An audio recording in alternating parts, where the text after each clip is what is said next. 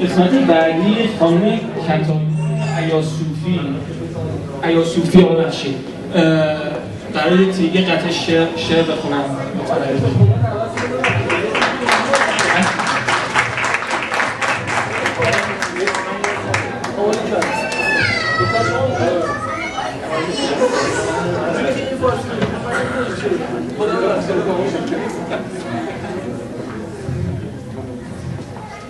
بین باغ من و همسایه من دیواری است، جنس دیوار ز سنگ و کار دل هوشیاری است.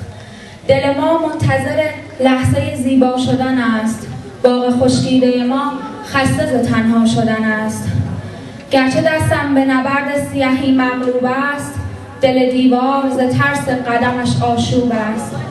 آن کسی که قدمش عمق سیاهی شکند، مژده آمدنش غنچه به باغم بدهد.